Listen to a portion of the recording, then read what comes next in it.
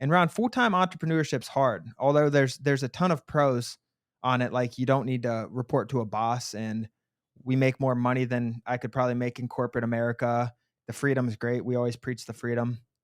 But the cons are, and some would take this as a con, some won't, but the risk in the company lies on your shoulders. And that's kind of the reality of it, Ron. Yeah, I think this didn't really hit me, Dan, like fully.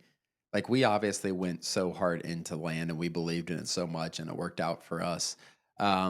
It didn't really hit me fully until like you start hiring and then you start having 3 people who you're responsible for, and then you're responsible for 5. Then you're responsible for 10 people. And no, those 8 of those 10 people have a family. So you're responsible for 24 people or whatever it is in terms of putting food on the table, putting a house over their head, where you're not the company going out of business, the company failing, whatever it is, affects a significant amount of people more than just your employees. And that's when it kind of hit me, Dan, in terms of like, okay, like we got to keep on working our systems. We got to make sure we're profitable. We got to analyze this, analyze that. Um, that's like not it's not a con because I like that responsibility. I like having that. It drives me every day, I think. But that is part of it that will not necessarily keep you up at night, but it's gonna be in the back of your head, I think, and you have a lot more overhead on a weekly basis.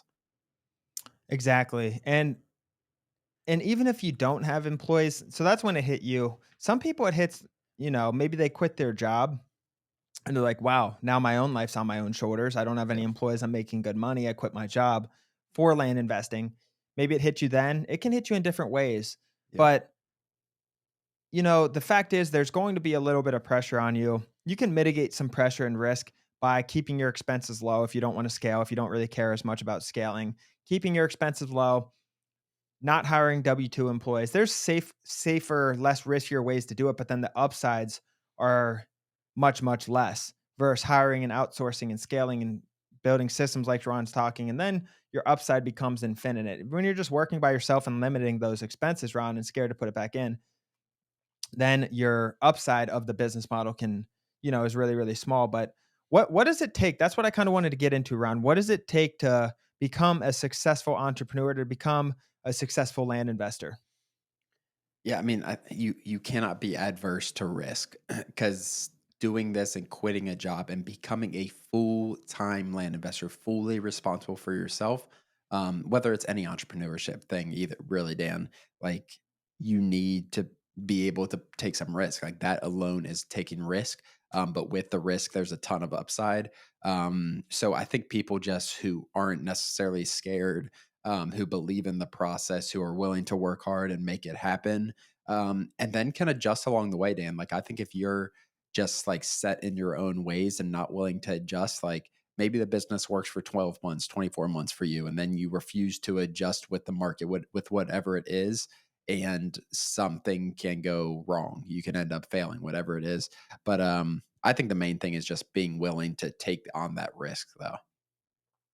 Yeah, absolutely. And you're willing to take on that risk through really like perseverance and determination, Ron. Like your end goal. You have your end goal in mind. You know what you want.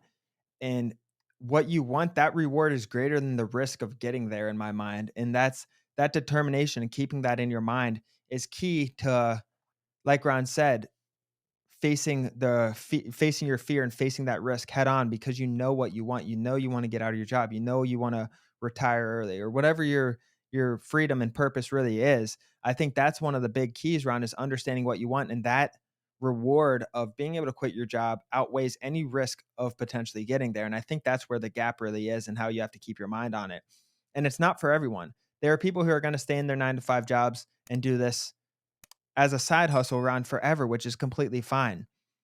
We're talking, what does it take, this title of this podcast, Ron? What does it take to be a full-time entrepreneur? So we're going to talk more about those who are looking to get out or are kind of on that journey, Ron.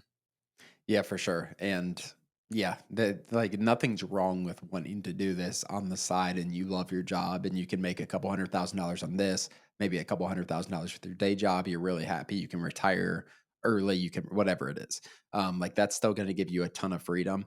But like the freedom people look for in entrepreneurship, like being able to wake up and do what you want with your day and not have to rely on other people. it's a freeing thing, like Daniel. It's like an intoxicating thing. That is my biggest fear in life is having to work for someone else. Like I don't think there's anything else like that isn't like crazy drastic in my life, like in terms of like what that could really like having to work for someone else is a huge, huge fear. And that's a huge, huge, huge driver for me and everything I do. I assume it's similar to you. As always, thank you for joining. Please do us a huge favor and like and subscribe our YouTube channel and share this with a friend. It really means the world to Ron and I, but more importantly, it could help change the life of someone else. Thanks for joining, and we'll see you next episode.